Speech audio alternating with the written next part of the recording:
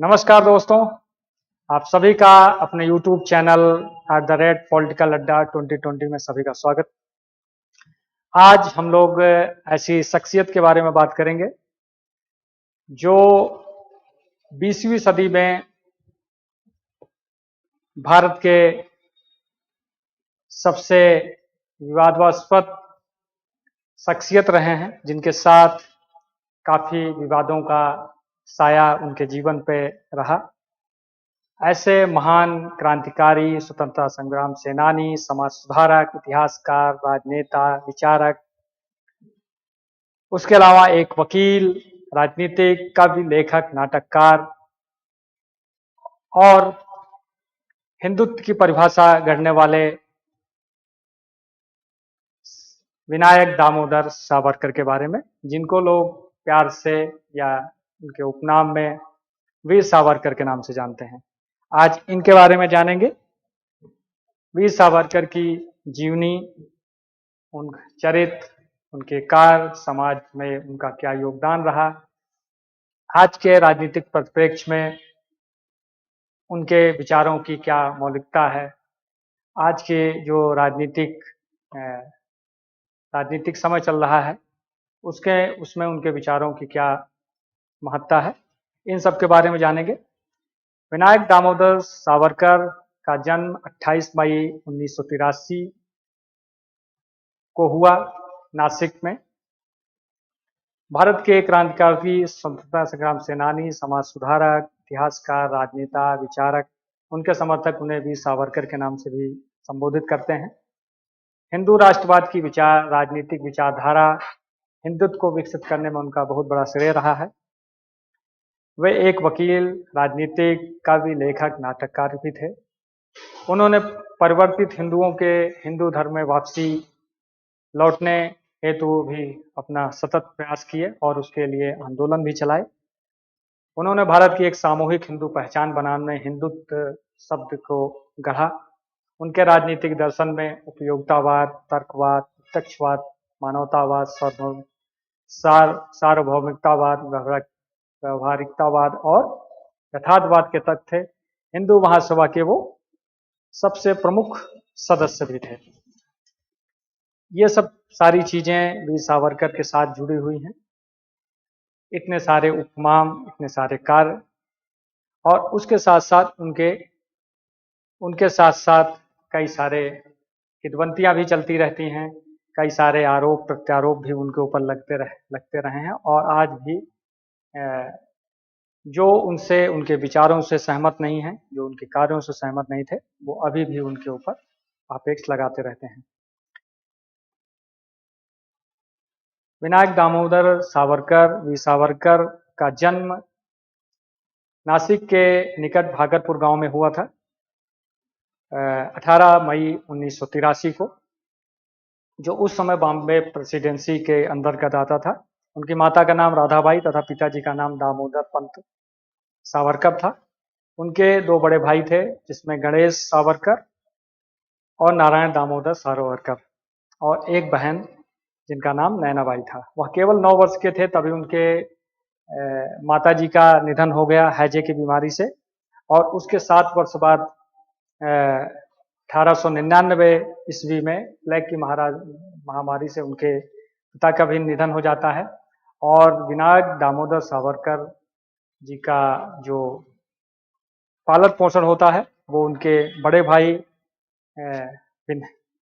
गणेश सावरकर करते हैं, अपने दोनों भाइयों और बहनों का, जिसका इस घड़ी में वीर सावरकर के ऊपर गणेश के व्यक्तित्व का गहरा प्रभाव पड़ता है। विनायक ने शिवाजी हाई स्कूल नासिक से 1901 में मैट्रिक की परीक्षा पास की। बचपन से वो तीक्ष्ण बुद्धि और पढ़ाकू छात्र रहे। अपितु उन्होंने उन दोनों कुछ कविताएं भी लिखी थी। अपने हाई स्कूल की परीक्षा पास होने के पहले ही कुछ ऐसी कविताओं की रचना की। आर्थिक संकट के बावजूद बाबा राव ने विनायक की उच्च शिक्षा की इच्छा का समर्थन किया। इस अवधि में विनायक ने स्थानीय युवकों को संगठित करने के लिए मित्र मेलों का आयोजन किया। शीघ्र ही इन नवयुवकों में राष्ट्रीयता की भावना के साथ क्रांति की ज्वाला भी भड़क उठी। सन 1901 में रामचंद्र त्र्यंबक चिपलूणकर की पुत्री यमुनाबाई के साथ वीर दामोदर सावरकर का विवाह संपन्न होता है और अपने ससुर की मदद से वो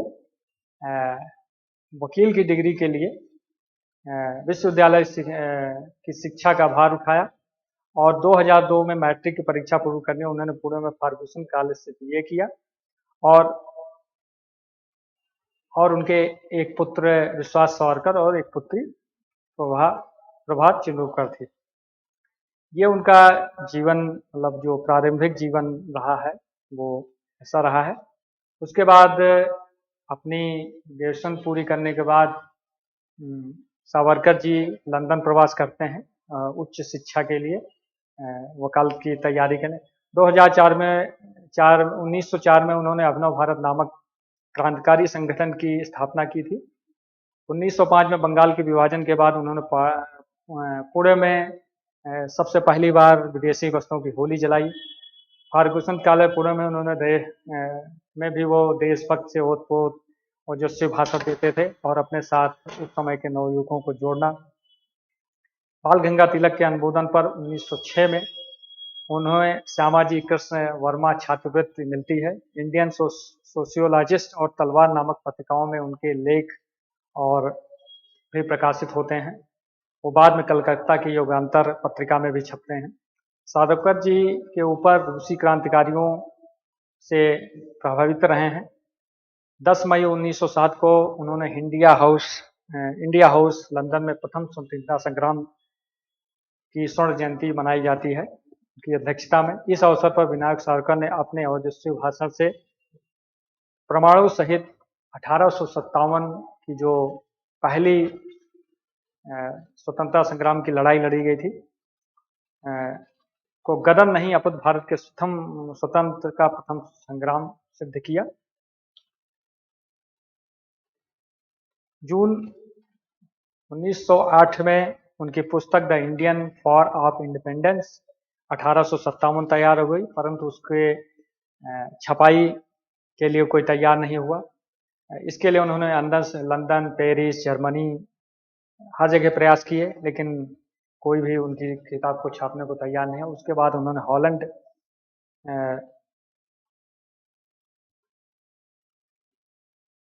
गुप्त रूप से हॉलैंड में प्रकाशित हुई और फिर उसकी प्रतियां फ्रांस पहुंचाई गई।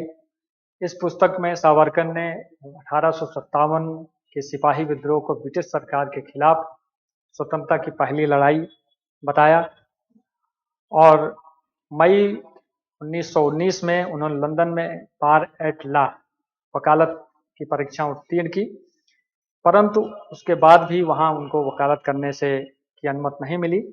इस पुस्तक को सावरकर जी ने peak papers on scout papers के नाम से भारत में पहुंचाई। विनायक दामोदर सावरकर जब लंदन में पढ़ाई कर रहे थे तो उस समय वहाँ पे इंडिया हाउस नामक एक जगह थी जहाँ पे क्रांतिकारियों का एक तरह से वो अड्डा था, जो भारतीय क्रांतिकारी थे। सावरकर ने लंदन में ग्रेट इंडिया कॉलेज से प्रवेश लेने के बाद इंडिया हाउस में रहना प्रारंभ किया। इंडिया हाउस उस समय राजनीतिक गतिविधियों का केंद्र था जिसमें श्यामा प्रसाद मुखर्जी चला रहे थे। सावरकर ने फ्री इंडिया सोसाइटी का निर्माण किया जिससे वो अपने साथी छात्रों को स्वतंत्रता के लड़ने के लिए प्रेरित करते थे। सावरकर ने 1857 की क्रांति पर आधारित पुस्तकों का गहन अध्ययन किया और the history of the war of Indian independence नामक पुस्तक लिखी। उन्होंने इस बारे में एक गहन अध्ययन किया कि अंग्रेजों को किस तरह उनके शासन को भारत में उखाड़ फेंका जाए। उसके बाद लंदन और मर्सिलों में गिरफ्तारी सावरकर जी की होती है। लंदन में रहते हुए उनकी मुलाकात लाला हरदयाल से हुई, जो उन दिनों इंडिया हाउस की देखरेख कर रहे थे। 1 जुलाई 1909 को मदन लाल ढींगरा द्वारा विलियम एट कर्जन वाइली को गोली मारकर दिए जाने के बाद उन्हें लंदन टाइम्स में एक लेख लिखा।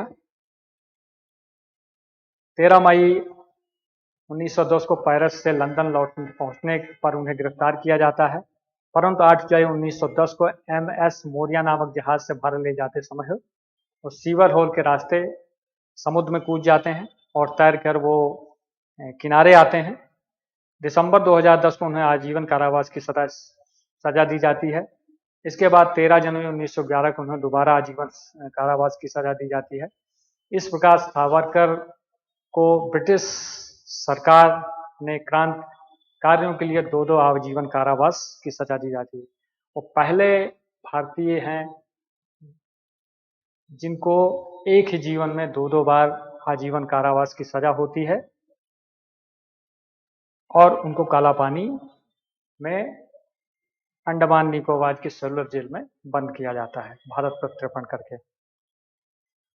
सावरकर ने अपने मित्रों को बम बनाना सिखाया, गोरिल्ला युद्ध पद्धति से युद्ध करने की कला सिखाई। 1909 में सावरकर ने मित्र और न्यायियों मदन लाल ढींगरा ने सार्वजनिक बैठक में अंग्रेज अफसर कर्जन की हत्या कर दी।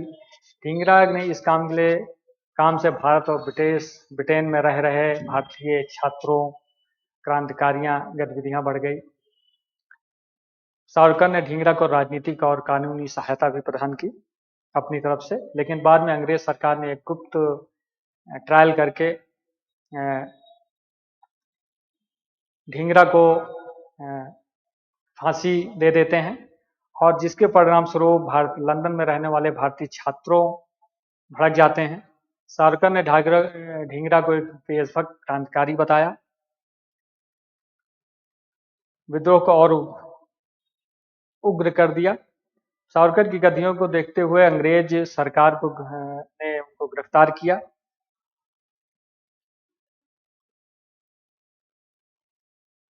हत्या की योजना में शामिल होने और पिस्तौल भारत भेजने के जुर्म में उनको गिरफ्तार किया गया।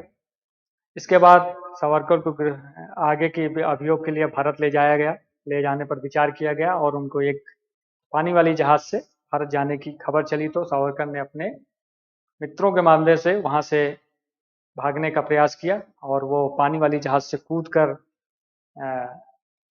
समुद्र में कूदकर काफी तैरकर जो है किनारे आए, लेकिन उनके जो साथी थे उस समय वो सही समय पर वहां पे नहीं पहुंच पाए और उनको फिर से ब्रिटिश पुलिस गिरफ्तार करती है। लेकिन मित्र को आने में देर होने के कारण उन्हें फिर से गिरफ्तार किया जाता है। सावरकर की गिरफ्तारी से फ्रेंच सरकार और ब्रिटिश सरकार का विरोध किया जाता है। सावरकर पहले क्रांतिकारी थे जिनके लिए हेग के अंतर्राष्ट्रीय न्यायालय में भी मुकदमा चला कि उनको प्रत्यर्पित किया जाए। मतलब फ्रांस और ब्रिटेन के बीच में हेग के न्यायालय में भी उनको प्रत्यर्पण के लिए हेग में भी उनके लिए मुकदमा चला। उसके बाद वहां से उनको ब्रिटेन से भारत प्रत्यर्पित किया जाता है और उनकी 2 आजीवन का सजा को भोगने के लिए सेलुलर जेल की जो काली पानी की सजा यहाँ दी जाती थी वहां पे उनको भेज दिया जाता है। नासिक जिले के कलेक्टर जैक्सन की हत्या के लिए नासिक सल्तनत कांड के अंतर्गत उन्हें 7 अप्रैल 1911 को काला पानी की सजा पर सेलुलर जेल भेजा जाता था। उसके अनुसार यहाँ स्वतंत्रता सेनानियों को कड़ा परिश्रम करना पड़ता था। कैदियों को यहाँ नारियल से तेल निकालना पड़ता था। साथ ही उन्हें यहाँ कोल्हों की बैल की तरह जुट कर सरसों और नारियल का तेल निकालना होता है। इसके अलावा उन्हें जेल से लगे हुए बाहरी इलाकों में दलदली जमीन को साफ करके पहाड़ी क्षेत्रों को समतल करना, रुकने भी उनको कड़ी सजा दी जाती है। उसके अलावा जो अंग्रेज अफसर थे वो वहाँ अंडमान निकोबार में वो बग्घी से चलते थे, तो जो वहाँ के कैदी थे उनको बैलों की तरह जोत कर बग्घियाँ खींचना पड़ता था। तो एक तरह से जो काले पानी की सजा थी वो यातनापूर्ण सजा, और बीच बीच में कुछ कैदियों को फांसी पे भी चढ़ा दिया जाता था। इस तरह उन्होंने वहाँ पे सेलुलर जेल में सजा काटी और लगभग 10 साल वो सेलुलर जेल में रहे और इसके बीच में 3 बार वो दया याचिका भी लिखते हैं, क्योंकि सावरकर जी का ये मानना था कि जेल में रहने के बाद वो जो उनके विचार हैं, जो उनके जिस तरह वो भारत माँ की सेवा करना चाहते थे, वो वहाँ पे नहीं हो सकता था। इसलिए उन्होंने दया याचिका की कि वो भारत में रह के अंडरग्राउंड काम कर सकते हैं और अपने विचारों को, अपने कार्यकलापों से समाज में नई चेतना और जागृति ला सकते थे। सावरकर 4 जुलाई 1911 से 21 मई 2021 तक पोर्ट ब्लेयर के जेल में रहे और वहां से फिर उनको भारत लाया जाता है और 3 साल तक वो फिर नासिक जेल में भी रहे।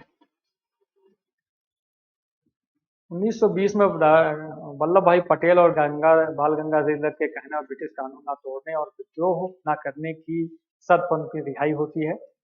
सावरकर जी जानते थे कि सालों जेल में रहने से बेहतर भूमिगत रहकर उन्हें काम करने का जितना मौका मिले उतना अच्छा है। उनकी सोच ये थी कि अगर वो जेल से बाहर रहेंगे तो उन्हें जो करना होगा, चाहेंगे वो कर सकेंगे, जो कि अंडमान निकोबार जेल में संभव नहीं था। कई लोगों द्वारा शुरू से ही उन्हें भारत रत्न की मांग भी की जाती रही है।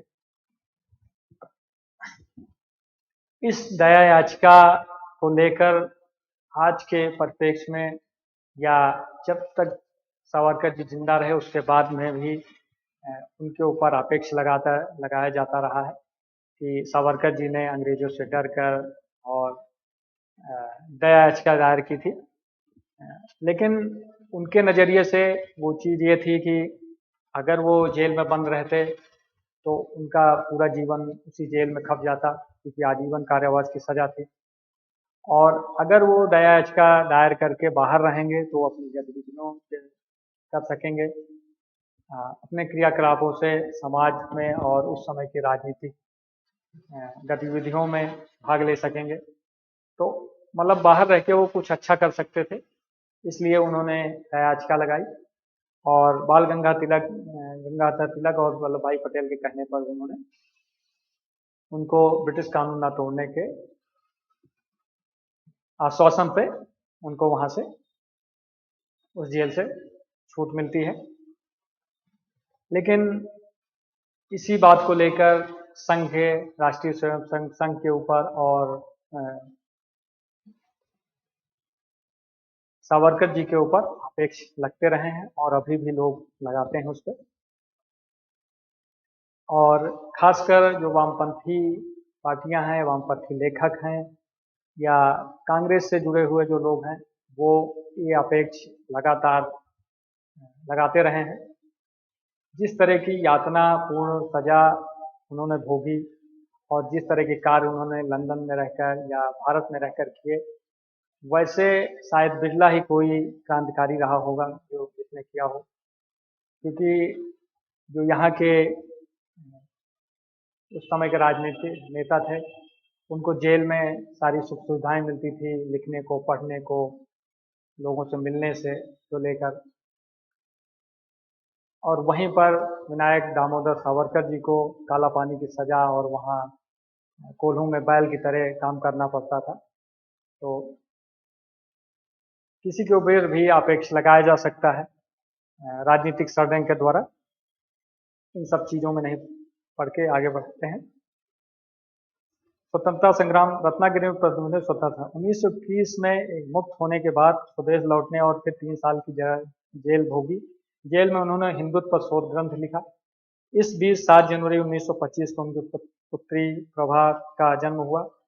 मार्च 1925 में उनकी भेंट राष्ट्रीय स्वयंसेवक के संस्थापक डॉक्टर हेगावकर से हुई। 17 मार्च 1928 को उनके बेटे विश्वास का जन्म हुआ।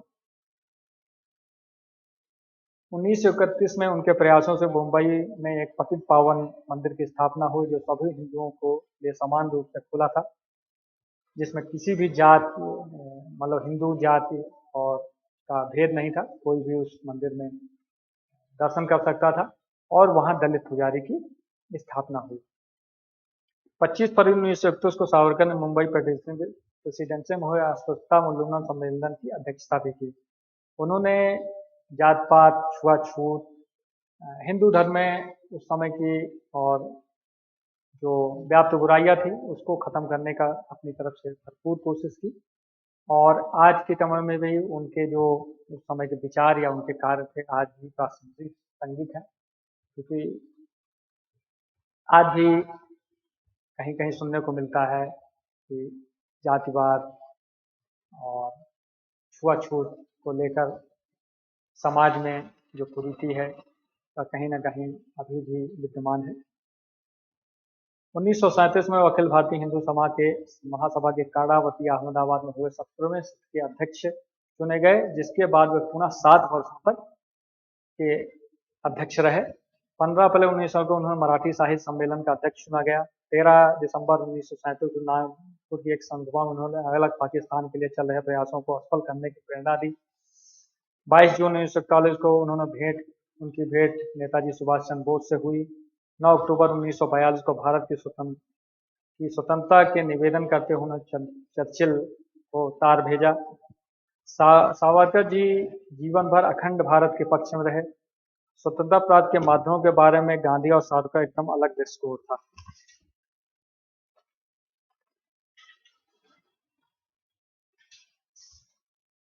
उन्नीस के बाद सावरकर जी दादर मुंबई में रहे। 16 मार्च 1945 को उनके भ्राता बाबू राम का देहांत हुआ। इसी तरह 19 अप्रैल 1945 को उन्होंने अखिल भारतीय रजवाड़ा हिंदू सभा का सम्मेलन की अध्यक्षता की। इसी वर्ष 8 मई को उनकी पुत्री प्रभा का विवाह संपन्न हुआ। अप्रैल 1946 बंबई सरकार ने सावरकर के लिखे हुए साहित्य पर से प्रतिबंध हटा लिया। सावरकर ने बहुत सारी रचनाएं लिखी हैं, कविता, इतिहास, निबंध, उपन्यास, कहानियां, जिन पे पहले प्रतिबंध लगा था, लेकिन 1946 में मुंबई सरकार ने उनसे प्रतिबंध हटाया और उनकी किताबें और उनके जो लिखा था उसको छपना स्टार्ट हुआ। और इसी तरह 1947 में उन्होंने भारत विभाजन का विरोध भी किया। महात्मा रामचंद्र जी नामक हिंदू महासभा के नेता और संत ने उनका समर्थन भी किया। हिंदुत्व विचार के जनक सावरकर जी 20वीं सदी के सबसे बड़े हिंदूवादी नेता रहे।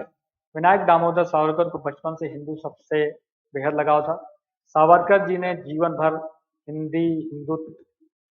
हिंदू और हिंदुस्तान के लिए काम किया। सावरकर को 6 बार अखिल भारतीय हिंदू महासभा का अध्यक्ष चुना गया।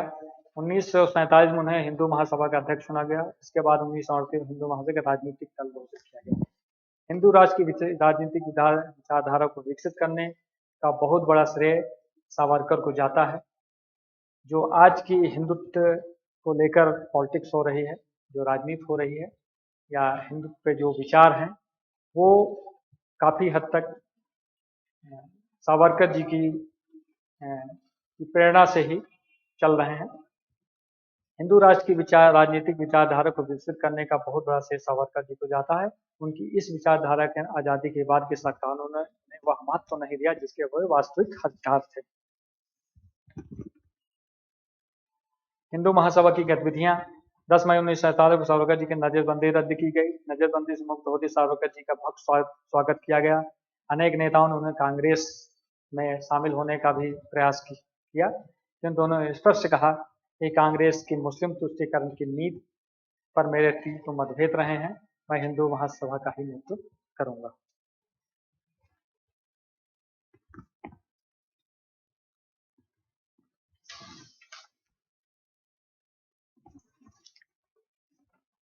स्वतंत्रता प्राप्त के बाद जो सावरकर का जीवन रहा है वो राजनीतिक गतिविधियों से हटकर लेखन और इन सब क्षेत्रों में रहा है और समाज सुधार के क्षेत्र में काम किया। 15 अगस्त 1947 को उन्होंने सावरकर सदांतों में भारतीय तिरंगा और भगवा दोनों ध्वज फहराया था। दो ध्वजारोहण किए थे। इस अवसर पर प्रतिक्रिया व्यक्त करते हुए उन्होंने पत्रकारों से कहा कि मुझे स्वराज प्राप्ति हुई है, ये खुशी है, परंतु वह खंडित है, क्योंकि भारत के 3 टुकड़े हो गए थे। भारत और पाकिस्तान 2 टुकड़े हुए थे। उन्होंने यह भी कहा कि राज्य की सीमाएं नदी, पहाड़ या संधि पत्रों से निर्धारित नहीं होती। वे देश के नवयुवकों के शौर्य, त्याग, धैर्य, पराक्रम से निर्धारित होती हैं। 5 फरवरी 1948 को महात्मा गांधी की हत्या के उपरांत उन्हें प्रिवेंटिव डिटेंशन एक्ट धारा के अंतर्गत गिरफ्तार किया जाता है। ये एक जो गांधी की हत्या का जो आरोप सावरकर जी पे लगा और उससे वो बाइज्जत बरी भी हुए, लेकिन उनके बाद के जीवन भर या जो उनके विरोधी हैं, उनके राजनीतिक विरोधी रहे, उनके विचारों के विरोधी रहे, वो इस बात को लेकर उनको हरदम कटघरे में खड़ा करते रहे हैं। बहरहाल वो उस गांधी हत्याकांड से, उसके जो ट्रायल हुआ था, जो इन्वेस्टिगेशन हुई थी, उससे वो बरी हो गए थे।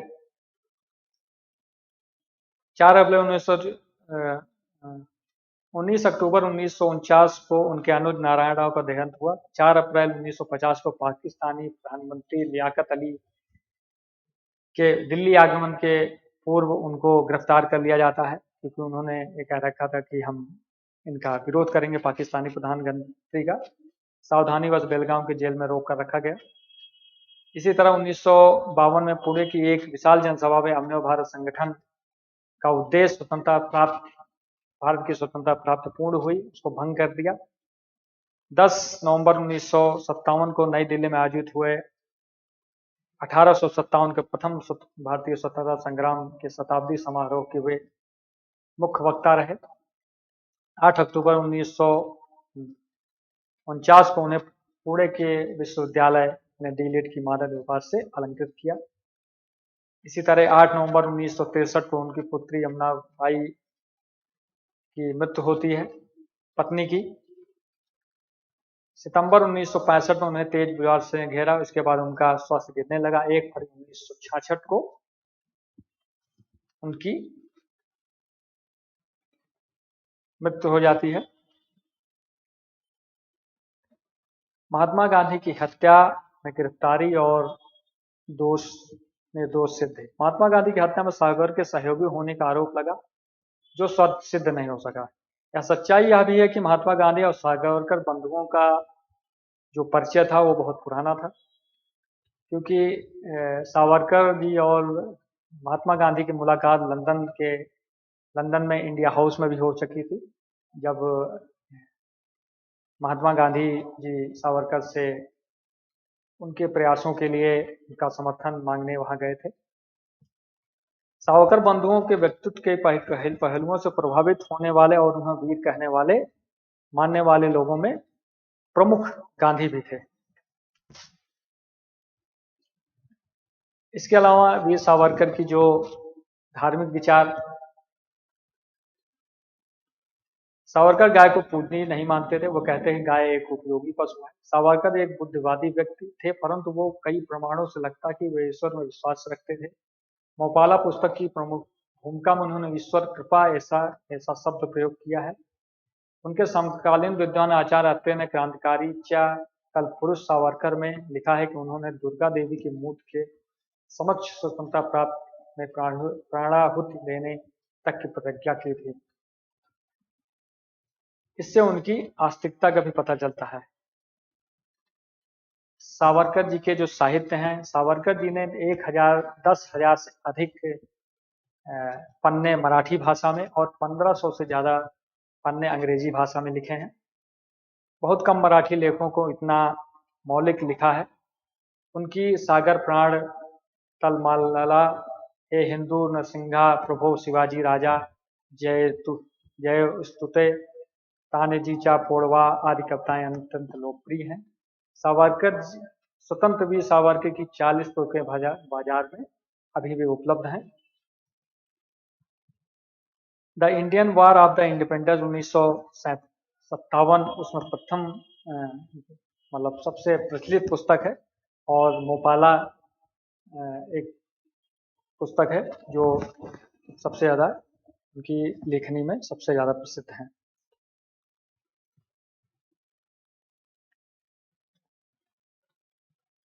अधिकांश इतिहासकारों ने 1857 के प्रथम स्वतंत्रता संग्राम को एक सिपाही विद्रोह या गदर कहा था। लेकिन सावरकर जी ने अधिकतम भारतीय विद्रोह कहा था। दूसरी ओर भारतीय विश्लेषकों ने इसे तब तक ही एक योजनाबद्ध राजनीतिक और सैन्य आक्रमण कहा जो भारतीय ब्रिटिश साम्राज्य के ऊपर किया गया था।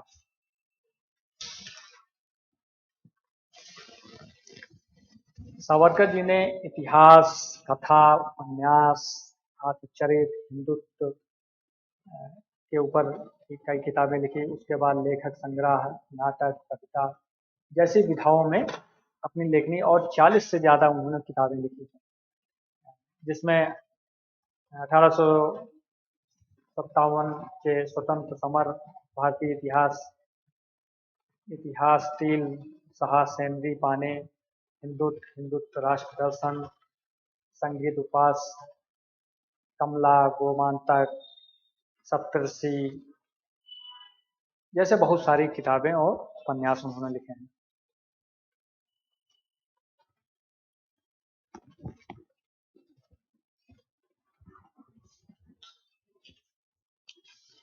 इसके अलावा सावरकर जी से प्रेरित होकर भारत सरकार ने डाक टिकट भी जारी किया है। उनके जन्म की 125वीं वर्षगांठ में उनके ऊपर एक डाक टिकट जारी किया गया था, जिसमें उनके जीवन का विस्तृत ब्यौरा दिया गया है, जो ऑडियो और वीडियो में उपलब्ध है। यहाँ उनके द्वारा रचित 1924 का दुर्लभ पाठ भी उपलब्ध है। यह डाक टिकट 28 मई 2007 को जारी हुआ था। उसके अलावा सावरकर जी के ऊपर कई सारे फिल्में भी बन चुकी हैं, जिसमें 1958 में एक हिंदी फिल्म काला पानी बनी थी, जिसमें प्रमुख भूमिका देवानंद जी ने निभाई थी। उसके अलावा 1996 में मलयालम के प्रसिद्ध निर्माता प्रियदर्शन द्वारा निर्देशित में काला पानी बनी थी, जिसमें अन्नू कपूर ने भूमिका निभाई थी। इसी तरह 2009 में वेद राही और सुधीर फड़के ने एक बायोपिक चलचित्र बनाया था वीर सावरकर, जिसको कई वर्षों के बाद रिलीज किया गया है। और एक फिल्म अभी वीर सावरकर के ऊपर उनकी बायोपिक बनाई है रणदीप हुड्डा ने, जिसमें जो अभी मार्च में रिलीज हो रही है। तो उनके ऊपर कई सारी कहानियां, कई सारे उनके जीवन चरित्र के बारे में फिल्में भी बनी हैं, क्योंकि वो एक ऐसी शख्सियत थे जो बहुत विरोधाभासी, मतलब एक आदमी के अंदर इतने सारे गुण एक साथ होना अपने आप में बहुत विलक्षण है। वो आदमी स्वतंत्रता संग्राम सेनानी भी था, क्रांतिकारी भी था, वक्ता भी था, राजनीतिक भी था, हिंदुत्व विचारधारा को, हिंदुत्व सबको गढ़ना और हिंदुओं के समाज सुधार के लिए हिंदू जाति में जो छुआछूत, मंदिरों में नीची जातियों का प्रवेश वर्जित, बहुत सारी ऐसी कुरीतियां थी जिनका उन्होंने बहिष्कार किया, जिसको समाज से खत्म करने का अपने तरफ से पूरा प्रयास किया। उन्होंने एक मंदिर का भी निर्माण किया, जिसमें दलित पुजारी की नियुक्ति की और सभी हिंदू की सभी जातियां उस मंदिर में जा सकती थी। उसके अलावा 40 से ज्यादा किताबें लिखी, जो अलग अलग विधाओं में हैं, और खासकर मराठी साहित्य में उनका बहुत बड़ा योगदान है। और आज की हिंदुत्व राजनीति या भारतीय जनता पार्टी की विचारधारा और आरएसएस की जो विचारधारा है, वो वीर सावरकर जी से प्रेरणा लेती है और उन्हीं की आइडियोलॉजियों को एक तरह से फॉलो करती है। सावरकर जी एक महान समाज सुधारक भी थे। उनका दृढ़ विश्वास था कि समाज एवं सार्वजनिक सुधार बराबरी का महत्व रखते हैं और एक दूसरे के पूरक हैं। उनके समय में समाज बहुत ही कुरीतियों और बेड़ियों के बंधनों से जकड़ा हुआ था। इस कारण हिंदू समाज बहुत ही दुर्बल हो गया था, क्योंकि हजारों वर्षों की गुलामियों के बाद हिंदू समाज में, हिंदू धर्म में बहुत सारी ऐसी कुरीतियां आ गई थी, और हिंदू एक तरह से अलग अलग धाराओं में बह रहा था, संगठित नहीं था। उसको संगठित करने के लिए, उसके मन में जागृति पैदा करने के लिए उन्होंने अपनी तरफ से प्रयास किया। हालांकि यह भी सत्य है कि सावरकर जी ने सामाजिक कार्यों में तब ध्यान लगाया जब उन्होंने राजनीतिक क्रियाकलापों से निषेध कर दिया गया था, क्योंकि पहले वो स्वतंत्रता प्राप्त के और क्रांतिकारी कामों में लगे रहे, और जब काला पानी के बाद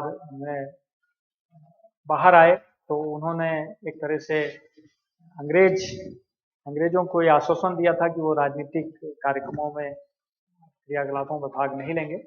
तो उन्होंने समाज सुधार की तरफ ध्यान लगाया, किंतु उनका समाज सुधार जीवन पर्यंत चला। उनके सामाजिक उत्थान कार्यक्रम न केवल हिंदुओं के लिए बल्कि राष्ट्र को भी समर्पित थे। 1924 से लेकर 1937 का समय उनके जीवन का समाज सुधार को समर्पित काल रहा है। सावरकर के अनुसार हिंदू समाज 7 बेड़ियों से जकड़ा हुआ था, जो आज के भी समय में वो एक तरह से, पूरी तरह से नहीं लेकिन प्रासंगिक अभी भी है। यह स्पर्शबंदी निम्न जातियों का स्पर्श निषेध था। रोटी बंदी, निम्न जातियों के साथ खान पान नहीं कर सकते थे। रोटी बंदी बेटी बंदी खास जातियों में संघ विवाह, जाति विवाह का समर्थन किया। व्यवसाय बंदी, कुछ निश्चित जातियां ही व्यवसाय कर सकती थी, सभी व्यवसाय नहीं कर सकते थे। सिंधु बंदी, सागर पार यात्रा पर निषेध था। हिंदू सागर पार यात्रा पे प्रतिबंध, एक तरह से प्रतिबंध था। व्यवसाय निषेध। उसके बाद वेदोबंदी, वेदोक्त बंदी, वेदों के कर्मकांडों का एक वर्ग निषेध करता था। और शुद्धि बंदी, किसी भी हिंदू धर्म में पुनः वापसी, अगर कोई आदमी हिंदू धर्म को छोड़कर किसी और धर्म को मानने लगा है और अब वो दोबारा हिंदू धर्म में वापस आना चाहता है, तो उसका भी उन्होंने पूर्ण रूप से समर्थन किया। सावरकर जी हिंदू समाज में प्रत्येक जात भेद, छुआछूत के घोर विरोधी थे। बम्बई का पद्म भवन मंदिर उसका जीवंत उदाहरण है, जो हिंदू धर्म के प्रत्येक जात के लोगों को समान रूप से खुला रहता है। पिछले 100 वर्षों में उनके बंधनों से किसी भी हद तक मुक्ति सावरकर के अथक प्रयासों का ही परिणाम है। इसके अलावा राष्ट्रभाषा के रूप में हिंदी का भी एक घोर समर्थक सावरकर जी रहे हैं। हिंदी भाषा को राष्ट्रभाषा बनाने में सावरकर जी 1906 से ही प्रयत्नशील थे।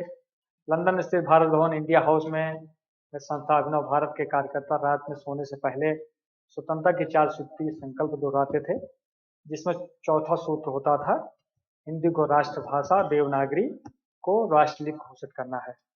इसके अलावा अंडमान की जब सेडुलर जेल में बंद थे तो उन्होंने अपने राजनीतिक साथी बंदी थे उनको भी शिक्षित करने का काम किया, और साथ साथ वहाँ हिंदी के प्रचार प्रसार का भी प्रयास किया। 1911 में कारावास के समय राजबंदियों को कुछ रियायतें देना शुरू हुई तो उन्होंने सावरकर जी ने इसका लाभ उठा के अपने साथी राजबंदियों को राजभाषा पढ़ाने और लिखने की प्रेरणा दी। हिंदी का शिक्षण लेने के लिए आग्रह करने लगे। इस काम में दक्षिण भारतीय राजबंदियों ने उनका विरोध भी किया, क्योंकि वो हिंदी और उर्दू को एक ही समझते थे। इसी तरह बंगाली और मराठी भी हिंदी के बारे में ज़्यादा जानकारी नहीं रखते थे, लेकिन उनके प्रयासों से सभी बंदियों ने हिंदी सीखने का प्रयत्न किया और आपसी पत्राचार जो भी हिंदी के माध्यम से करने लगे।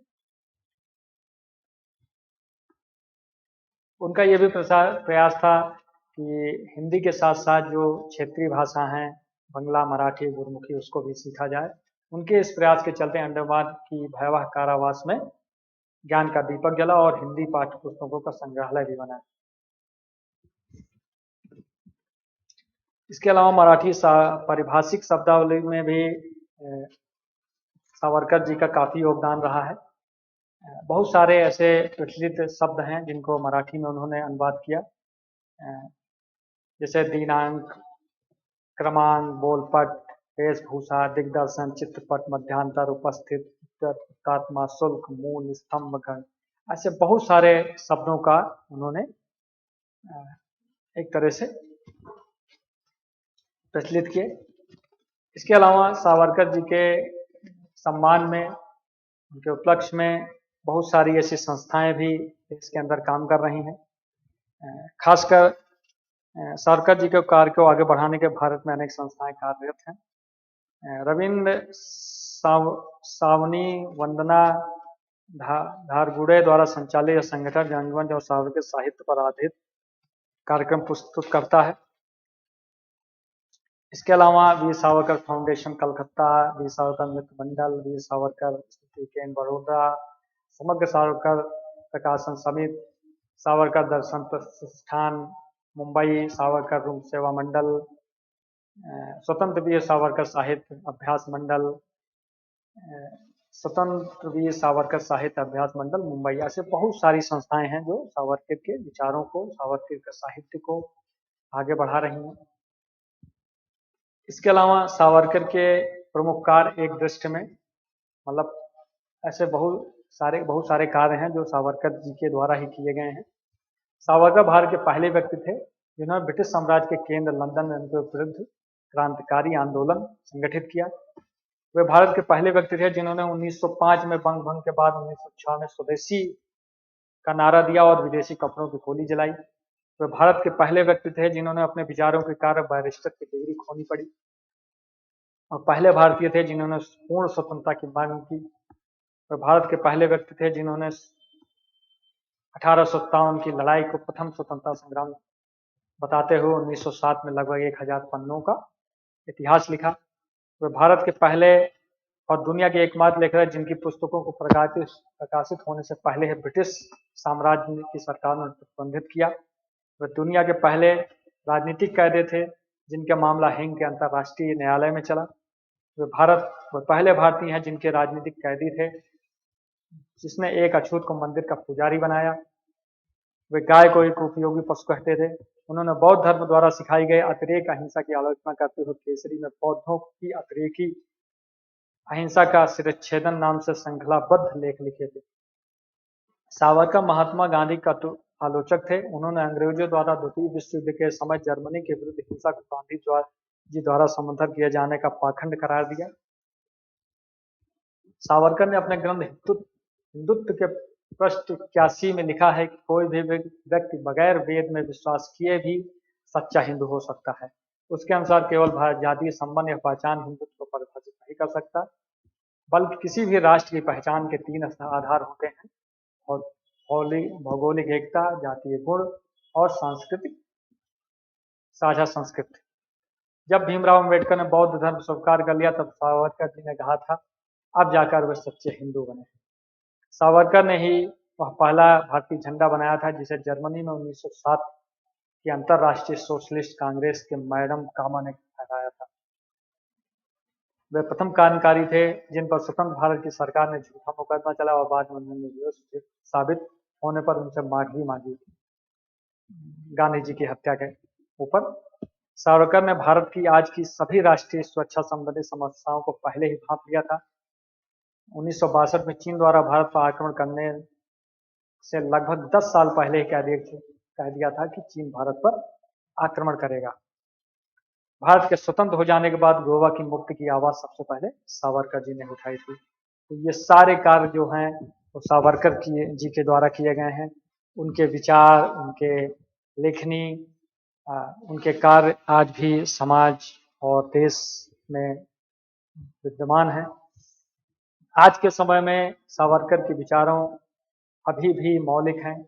जात पात, छुआछूत, अंतरजातीय विवाह, मंदिरों में नीची जातियों का प्रवेश, सभी व्यापार, शिक्षा ग्रहण करना, सभी को व्यापार करना, शिक्षा ग्रहण करना, जो भी सामाजिक कुरीतियां हैं उन पे जो सावरकर जी के विचार थे, उनके जो कार्य थे वो प्रासंगिक हैं और समाज के अभी भी काम आ रहे हैं। आज की भारतीय जनता पार्टी और आरएसएस की विचारधारा में स्पष्ट रूप से सावरकर जी की छाप दिखाई पड़ती है